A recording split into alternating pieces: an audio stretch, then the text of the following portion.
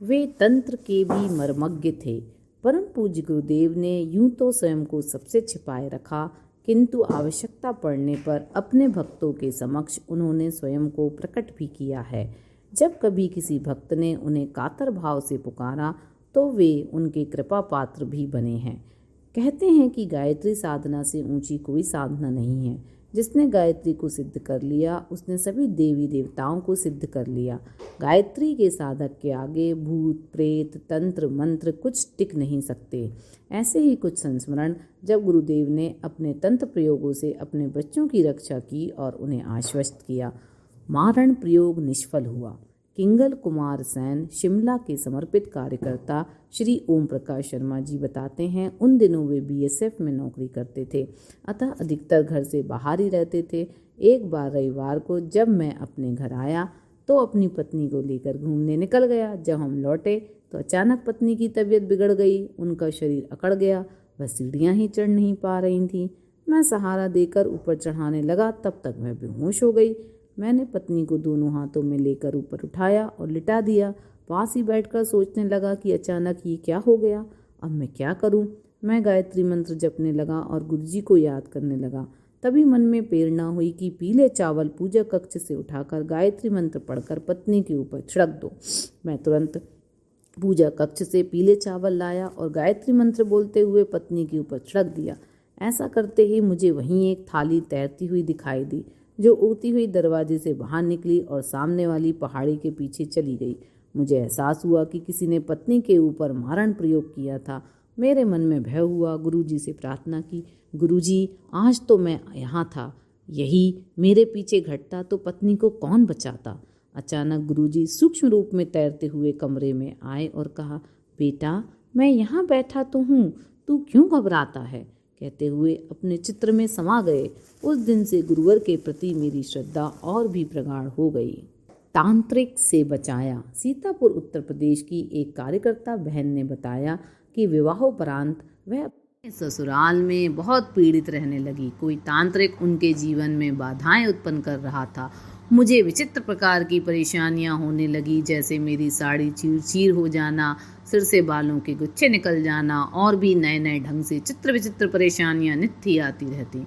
मुझे कोई रास्ता सूझ नहीं पड़ रहा था। मैं उपासना में गुरुजी के पास बैठकर रोती प्रार्थना करती, हे गुरुदेव मुझे बचा लो, मुझे मार्ग दिखाओ। हर पल मन ही मन उनसे प्रार्थना करती रहती। कुछ दिन बाद गुरुजी ने मेरी प्रार्थना सुन ली। एक दिन मुझे ऐसा लगा जैसे गुरुजी कह रहे हैं, उठ, कॉपी पेन पकड़ और लिख। मैं लिखने लगी और देखा कुछ मंत्र है। फिर गुरुजी ने उन प्रयोग व आहुति देने के लिए बताया। मुझे जैसी जैसी प्रेरणा हुई थी मैंने वैसा ही किया। मेरी परेशानियां घटने लगी। अब अक्सर ऐसा होता कि वह तांत्रिक जब भी कोई प्रयोग करता, उपासना के समय मुझे लगता जैसे गुरुजी कह रहे हैं, कॉपी पेन पकड़ और लिख, आज उस तांत्रिक ने अमुक प्रयोग किया है, तुम इस प्रकार की आहुतियां देखकर उसकी काट करो। मैं वैसा ही करती और संकटों का निवारण होता जाता। एक दिन मैंने गुरुजी से प्रार्थना की, गुरुजी मुझे छाती में बड़ा चुभने वाला शूल होता है, उसका क्या उपाय करूं। तब गुरुजी ने बताया, घर की पीछे वाली दीवार में अमुक जगह पर तांत्रिक ने कील ठोकी है, उसे निकाल दो। मैंने जब वह कील निकाली तब मेरी छाती का दर्द भी ठीक हो गया। इस प्रकार तांत्रिक अपने मंसूबों में सफल नहीं हो पाता था, उल्टे वही चोटें खाता रहता था। एक दिन तांत्रिक ने छल विद्या का प्रयोग किया। वह मेरे पति के वेश में साइकिल लेकर आया और कहीं चलने के लिए कहा। मैं उसे अपना पति समझकर साइकिल पर बैठकर उसके पीछे जाने लगी। रास्ते में गायत्री शक्तिपीठ पड़ा। मुझे गायत्री माता को प्रणाम कर लेने की इच्छा हुई। मैंने उसे साइकिल की रफ्तार धीरे करने के लिए कहा। जैसे ही मैंने साइकिल से उतरकर झुककर गायत्री माता को सड़क से ही प्रणाम किया और पीछे मुड़कर देखा तो मुझे तांत्रिक का असली रूप दिखाई दिया। वह जिसके साथ मैं साइकिल पर बैठकर आई हूँ वह मेरा पति नहीं तांत्रिक है। देखकर मैं घबरा गई और झट से गायत्री शक्तिपीठ की ओर दौड़ गई। तांत्रिक को इस बात का एहसास हो गया, मुझे सब पता चल गया है, तो वह तेरे गुरु बड़े सबल हैं चिल्लाते हुए भाग गया और फिर कहीं मुझे परेशान नहीं किया। जब सिद्ध तांत्रिक तड़प उठा। एक परिजन ने बताया वे हरिद्वार में हर की पौड़ी क्षेत्र में रोज बुक स्टॉल लगाने जाते थे। जहाँ वे बुक स्टॉल लगाते थे वहीं एक साधु स्नान करने आता था। वह उन्हें कहता, यहाँ से दूर चले जाओ, यहाँ से सब मत लगाओ, पर वे नहीं माने। वहीं बुक स्टॉल लगाते रहे। एक दिन उस साधु ने अंजलि में जल लेकर मंत्र पढ़कर उनके ऊपर 2 बार छोड़ा। तीसरी बार मंत्र पढ़कर जब वह छोड़ने जा ही रहा था, तभी उसका पूरा शरीर गर्मी से जलने लगा। वह तड़प उठा और वहां से भाग ही खड़ा हुआ। अगले दिन जब वह परिजन गुरुजी को अपनी बात सुनाने जा रहे थे, तो उनके कुछ कहने से पहले ही गुरुजी ने कहा, बेटा, उनकी बात मान लेनी चाहिए थी, नहीं तो वह इतना सिद्ध तांत्रिक था कि वह तुम्हें जला सकता था। तब उन्हें ज्ञात हुआ कि पूज्य गुरुजी ने ही उन्हें बचाया था। उसे तुरंत लेकर आ। श्रीमती मुक्ति शर्मा। मेरी ननन की शादी थी। उन दिनों हम शांति कुंज में ही रहते थे। हम लोग शादी में आगरा गए। खूब धूमधाम से शादी संपन्न हो गई। जिस दिन ननन की विदाई हुई, उस दिन मैंने बस थोड़ी सी मिठाई ही खाई थी और कुछ मुझसे खाया ही नहीं गया। उसके बाद अचानक मेरी तबीयत बहुत खराब हो गई। मेरे पेट में भयंकर दर्द होने लगा। मुझे तुरंत अस्पताल ले जाया गया। दर्द का कारण कुछ समझ नहीं आ रहा था। मैं बेहोश जैसी हालत में पड़ी थी और दर्द से छटपटा रही थी कि मुझे ऐसा आभास हुआ जैसे माताजी मेरे सर पर हाथ फिरा रही हैं। उन्होंने मुझसे पूछा, किसी से तेरा कोई झगड़ा हुआ है क्या? मैंने कहा, नहीं माताजी, ऐसी तो कोई बात नहीं। तब माताजी बोली, ठीक है बेटी, मैं देख लूँगी, तुझे कुछ नहीं होगा, तू अच्छी हो जाएगी। उसके बाद मेरी तबीयत में थोड़ा सुधार होने लगा। मुझे अस्पताल से वापस घर ले आए। हमें उसी दिन शांति कुंज लौटना था। मेरी तबीयत खराब होने के कारण शर्मा जी मुझे घर पर ही छोड़कर स्वयं रात की बस से शांति कुंज चले गए। सुबह 6 बजे के लगभग वे शांति कुंज पहुँचे। पहुँचते ही गुरुजी के पास गए। जैसे ही उन्होंने गुरुजी को प्रणाम किया, गुरुजी ने पूछा, मुक्ति कहाँ है? उन्होंने बताया, उसकी तबीयत थोड़ी बिगड़ गई थी, इसलिए घर पर ही छोड़ आया हूँ। सुनते ही गुरुजी बहुत नाराजगी भरे स्वर में बोले, वहाँ किसके पास छोड़ आया? वहाँ कौन है? तुरंत जा और उसे लेकर आ। मर भी गई होगी तो भी तू उठा लाना, यहाँ हम उसे जिंदा कर लेंगे। भास्कर को गाड़ी निकालने को कहा और तुरंत जा। इनकी समझ में कुछ नहीं आया। उन्होंने कहा, गुरुजी अभी तो आया ही हूँ, चाय तो पी लूँ। गुरुजी बोले, चाय भी तू रास्ते में ही पी लेना। तू मेरी लड़की को छोड़कर आया कैसे? उसे तुरंत लेकर आ। उन्होंने नीचे माताजी को प्रणाम किया और सब बात बताई। माताजी ने कहा, गुरुजी ने अगर ऐसा कहा है तो बेटा तुरंत जा और मुक्ति को लेकर आ। और माताजी ने भास्कर जी को गाड़ी लेकर जाने के लिए कहा। यह उसी समय मुझे लेने के लिए निकल पड़े। शाम को आगरा पहुँचे, मुझे गाड़ी में बिठाया और उन्हीं पैरों लौट आए। शांति कुंज आ जाने के बाद कुछ दिनों में मेरी तबीयत अचानक फिर बहुत ज़्यादा ख़राब हो गई। मुझे पेट में भयंकर दर्द होने लगा। मेरा पेट जैसे फूल गया था। मुझे किसी भी तरह चैन नहीं पड़ रहा था।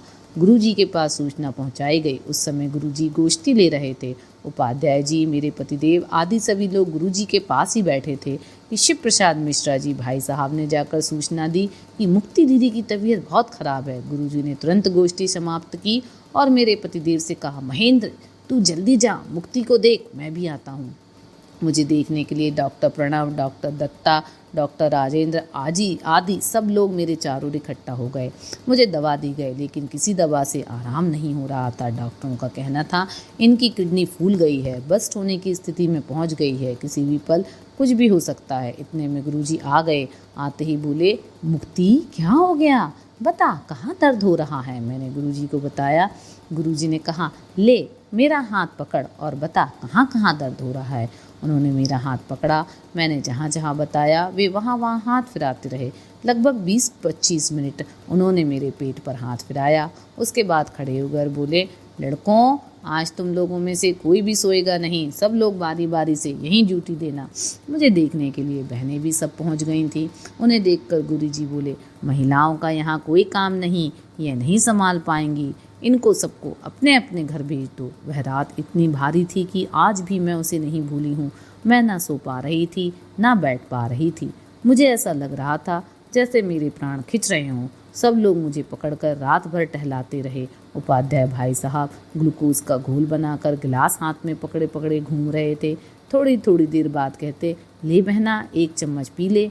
ऐसा करते करते पूरी रात गुजर गई। लगभग 4 बजे के करीब डॉक्टर प्रणब भाई साहब आए और बोले कि रात तो गुजर गई, अब इन्हें नींद का इंजेक्शन दे देते हैं तो इन्हें थोड़ी नींद आ जाएगी। मुझे नींद का इंजेक्शन देने से थोड़ी देर नींद आ गई। लगभग 8 बजे के करीब गुरुजी मुझे देखने आए। आते ही उन्होंने पूछा, मुक्ति अब कैसी है? मुझे उस समय बस कमजोरी लग रही थी, बाकी सब ठीक था। मैंने मुस्कुराकर कहा, ठीक हूँ गुरुजी। गुरुजी ने मजाक करते हुए कहा, रात को तो तू मर रही थी, अच्छा अब आराम कर, उठना नहीं। माताजी तुझे याद कर रही थीं, अभी थोड़ी देर में आएंगी। मैंने कहा, गुरुजी माताजी को मत भेजिए, बस आप आ गए ना, आप ही मेरी कुशल क्षेम बता दीजिएगा। जब महेंद्र शर्मा जी माताजी को प्रणाम करने गए तो माताजी ने उनसे मेरी तबीयत पूछी और बताया, बेटा आज रात भर हम लोग भी नहीं सोए।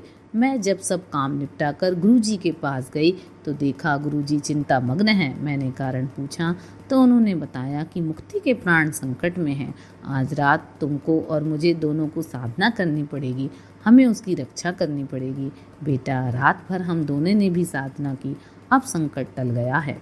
गुरुजी ने प्रणब भाई साहब को बुलाया और कहा कि BHEL से डॉक्टर तनेजा को बुलाकर दिखा दो, और हाँ काली मंदिर वाले स्वामी जी के पास भी चले जाना। डॉक्टर तनेजा को बुलाया गया।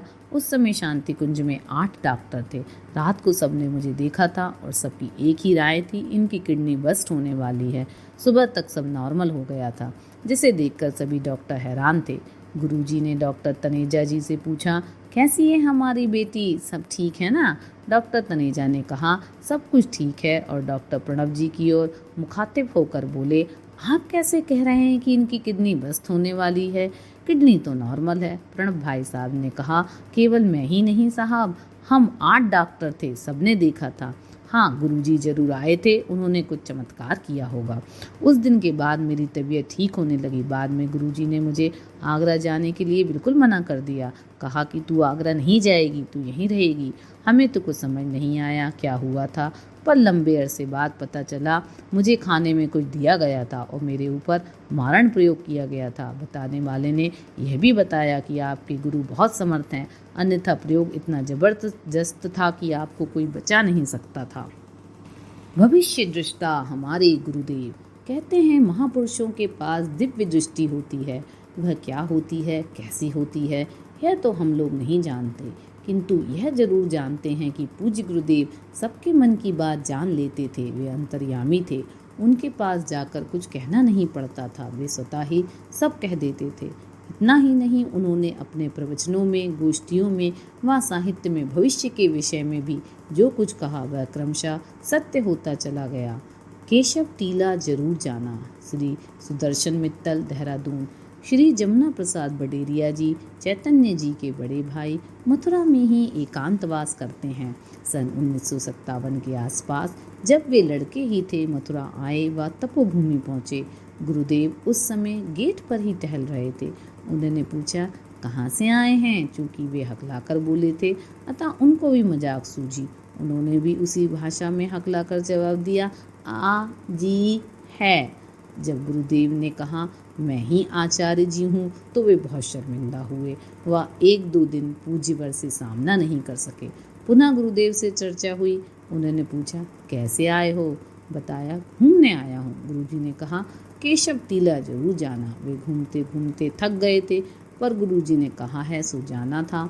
गए, देखा काफ़ी दूरी व ऊंचाई पर एक कोठरी नुमा झोपड़ी थी, वह पास में ही एक मस्जिद थी। देखने लायक कुछ भी नहीं दिखाई दिया। थके हारे आए और गुरुजी से पूछ ही लिया, वहाँ तो देखने के लिए कुछ भी नहीं था, पर आपने वहाँ क्यों भेजा? गुरुजी ने उत्तर दिया, 25 साल बाद वहाँ भव्य मंदिर बनेगा। आज उसी स्थान पर भव्य श्री कृष्ण जन्मभूमि स्मारक बना हुआ है, जो मथुरा का एक आकर्षण है। 50 वर्ष के बाद किसी के पास पैसा नहीं रहेगा। श्री शिव प्रसाद मिश्र। घटना सन 1965 की है। तब 108 कुंडीय व 51 कुंडीय वाजपेयी यज्ञों की श्रृंखला चल रही थी। गुरुदेव तर्कों के माध्यम से समाज में फैले अंधविश्वासों, मूढ़ मान्यताओं व परंपराओं का खंडन करते हुए उसके स्थान पर सद्विचारों, सत्कर्मों, सद्भावनाओं की महत्ता स्थापित कर रहे थे। भरी सभा में कुछ ऐसी घोषणा कर देते जिससे विज्ञ जन सोचने को मजबूर हो जाते। ऐसा ही एक यज्ञ कार्यक्रम ग्वालियर में था। वहाँ उस समय महारानी श्रीमती विजयराजे सिंधिया भी उपस्थित थीं। गुरुदेव ने सायंकालीन प्रवचन के दौरान जोरदार शब्दों में कहा, मैं पंडित श्री राम शर्मा आचार्य कह रहा हूँ कि आज से 50 वर्ष बाद किसी के पास पैसा नहीं रहेगा। इस प्रकार उनने आने वाले समय की जानकारी खुलकर दे दी। आज उस बात को लगभग 44 वर्ष बीत चुके हैं। हम सभी स्पष्ट देख रहे हैं किस प्रकार पैसे का निरंतर सामाजिकरण होता चला जा रहा है। बल प्रयोग भी करना पड़ेगा। श्री श्याम प्रताप सिंह। उन दिनों पंजाब में आतंकवाद अपनी चरम सीमा पर था। सभी अपने अपने ढंग से शांति प्रयासों में लगे थे। जैन मुनि सुशील कुमार भी पंजाब में शांति के प्रयास के लिए प्रस्थान से पूर्व पूज्य गुरुदेव से परामर्श एवं मार्गदर्शन लेने आए। वंदनीय माता जी से मिले, फिर पूज्य गुरुदेव से मिले। गुरुदेव बोले, शांति प्रयास अवश्य करना चाहिए, आप भी करें, हम भी भगवान से प्रार्थना करेंगे, किंतु एक बात समझ लें, पंजाब में अशांति पाकिस्तान के उकसावे पर है। इसमें मात्र बातों से काम नहीं बनेगा, बल भी प्रयोग करना पड़ेगा। और वैसा ही हुआ। शांति वार्ताएं धरी की धरी रह गईं, समस्या बल प्रयोग से ही सुलझी। उस दिन वो आ जाता तो बच जाता। श्री केसरी कपिल जी। जब राजीव गांधी हरिद्वार आने वाले थे तो माताजी ने स्वयं उन्हें शांति कुंज आने के लिए संदेश भिजवाया था। उन्होंने आने की स्वीकृति भी दे दी थी। माताजी उनका इंतजार भी कर रही थी, पर माताजी को विचित्र प्रकार की आकुलता थी। वे पूछती रहती थी, वह कब आ रहे हैं। जिस दिन उनको आना था उस दिन माताजी ने कहा, उसको खबर भेजना कि मैं इंतजार कर रही हूँ। और कई बार पूछा, लल्लू वो आ रहा है क्या। हमें आश्चर्य सा लग रहा था कि माताजी को इतनी व्याग्रता क्यों है। शांति कुंज के भाई उनके स्वागतार्थ शांति कुंज गेट पर खड़े थे। राजीव गांधी आए, लेकिन शांति कुंज से थोड़ा आगे उनकी गाड़ी रुकी।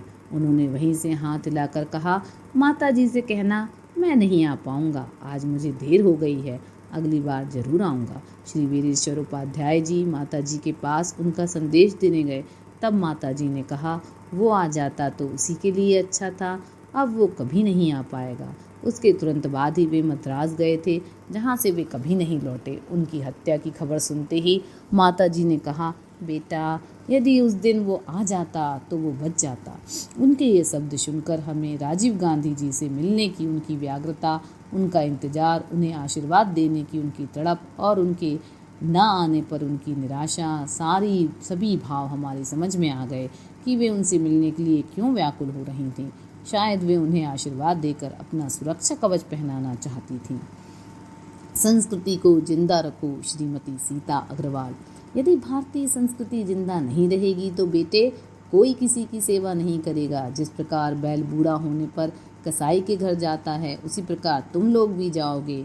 लोग कहेंगे, बूढ़ा दिन भर घर में रहकर खांसता है, खाता है और गोबर करता है, इसे कसाई घर भेजो। बुजुर्गों की सेवा की भावना समाप्त हो जाएगी। अतः संस्कृति को जिंदा रखो, अन्यथा कसाई घर जाने के लिए तैयार रहो। प्रकृति नाराज है, अतः देखना आने वाला समय में कहीं पानी पानी होगा तो कहीं सूखा सूखा, घास नहीं उपजेगी, दुनिया भूख के मारे तड़पेगी, प्रलय होगा, केवल 40% लोग बचेंगे।